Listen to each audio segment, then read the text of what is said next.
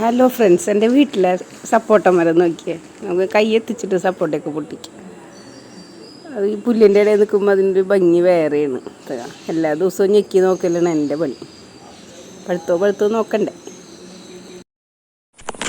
ഓരോന്നും ഇങ്ങനെ പഴുത്തോ നോക്കി പൊട്ടിക്കുക. അതല്ല പഴുത്തെങ്കിൽ അപ്പോൾ പൊട്ടിച്ചെടുക്കും. അതായത് നമ്മൾ ചെടിയിൽ നിന്ന് തന്നെ വെച്ച് പഴുത്തിട്ട് കഴിക്കുന്നതിന് ഒരു വേറെ ടേസ്റ്റാണ്. സാധാരണ നമ്മുടെ ഇതുപോലെയല്ല. സാധാരണ നമ്മൾ പൊട്ടിച്ച് വെച്ച് പഴുപ്പിക്കുമ്പോൾ അതിന് വ്യത്യാസമില്ലേ. ഇപ്പോൾ പണ്ടൊക്കെ ഓർമ്മയുണ്ടാവുമായിരിക്കും, മാങ്ങയൊക്കെ പൊട്ടിക്കുന്ന നോക്കി.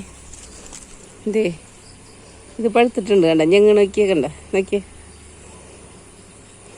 മാങ്ങയൊക്കെ നമ്മൾ മാവുമ്പൊന്ന് പൊട്ടിച്ച് കഴിക്കുന്നതും അതുപോലെ തന്നെ പഴുപ്പിച്ച് ഇട്ട് കഴിക്കുന്ന വ്യത്യാസമുണ്ട്.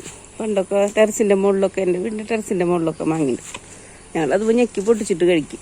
മാവ് വെച്ച് കടിച്ച് കഴിക്കും. അങ്ങനെ പല ടൈപ്പിലും കഴിക്കുമായിരുന്നു. അപ്പോൾ അതേപോലെ എനിക്ക് വേണമെങ്കിൽ ഈ ചിക്കു വേണ്ട ഓരോന്ന് ഞെക്കി നോക്കാം, പഴുത്തിട്ടിട്ടോന്ന് അപ്പോഴറിയുള്ളൂ. രണ്ട് ഈ സപ്പോർട്ടിൻ്റെ കളറൊന്നും മാറില്ല.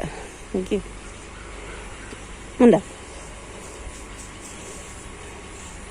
ഇതേപോലെ ചെറിയ ഇത് നല്ല ഈ പുല്ലിൻ്റെ ഇടയിൽ നിൽക്കുന്ന കാരണം കൊണ്ട് അതിനൊരു ഭംഗി വേറെയാണ്. നോക്കിയേ, കുറേ ഉണ്ടായിരുന്നു. കുറേയൊക്കെ പൊട്ടിച്ച് കഴിച്ച്, കുറേയൊക്കെ വീണുപോയി, കുറേ എന്നാലും ഉണ്ട്. ഇപ്പം ഡെയിലി എൻ്റെ പണി ഇതാണ്, ഓരോ ഞെക്കി നോക്കുക, പഴുത്തിട്ടുണ്ടെങ്കിൽ പൊട്ടിച്ചിട്ട് കഴിക്കുക.